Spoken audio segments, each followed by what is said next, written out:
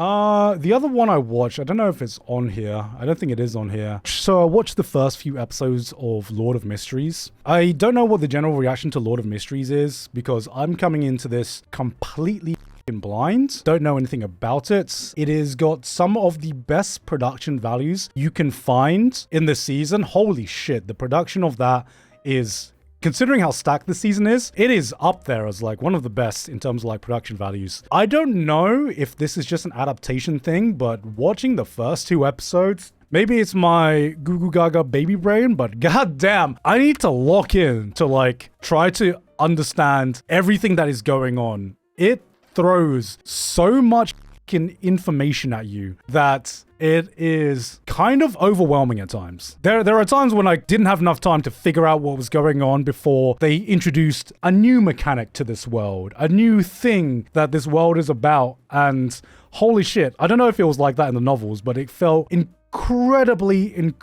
fast-paced to the fact that I don't normally need to do this, but I needed to rewind certain segments just to see if I missed anything, man.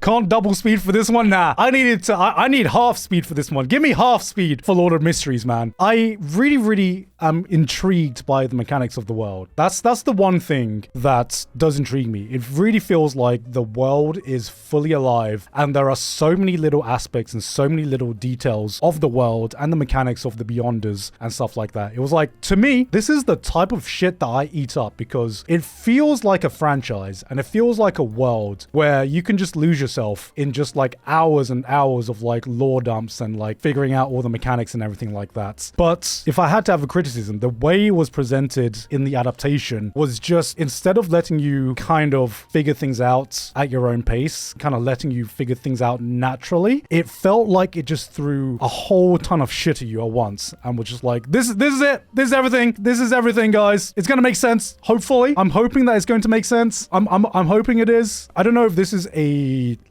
method of storytelling that is popular in China, at least, because it kind of reminded me a lot of the Hoyoverse method of storytelling sometimes, when it's just like you go into a new world or a new area and there are just so many different titles, so many different names and mechanics and stuff, and you're just like, go, wait, slow the down. What the fuck? Who the fuck are these people? Who the hell are those people? Who is that? And as you read things and as you get enveloped into the world, everything starts to make sense and everything kind of like clicks together. But that first bit when you come into a new world and you kind of like get introduced to everything, it can be really overwhelming. And that's what Lord of Mysteries reminded me of a little bit. But animation is beautiful. The production values are great. And like I said, I'm very intrigued in this world building. The world building seems insane. And it seems like the kind of world that I can just lose myself in. I'm just hoping that everything begins to make more sense as I watch more episodes.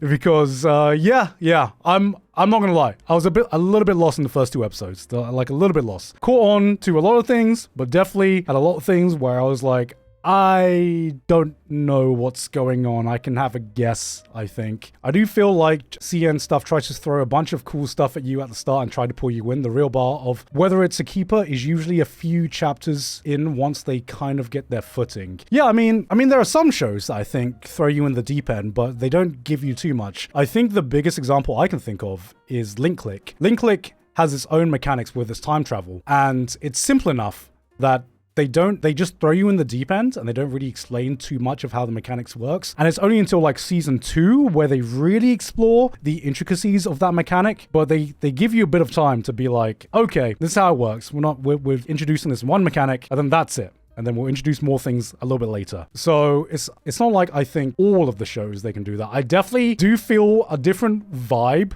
with Chinese characters, especially their protagonists. There's a scene in Lord of Mysteries where the main character gets summoned to this other world or something because it's an isekai, and he randomly summons 2 strangers, right? The best way I can describe it is he doesn't know what's going on. He is as confused as everyone out there, as the 2 other people that he summons, and my guy just immediately starts aura farming.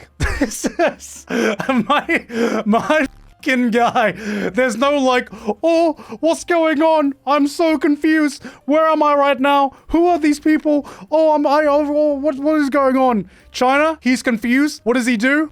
Aura farms, man. He just goes, Yes, and just as I planned, exactly according to Keikaku, he has no idea what's going on. I swear, like, the protagonists in Chinese series, just, they are much more adept at aura farming than a lot of the protagonists in, that you see in manga or anime. Oh, man.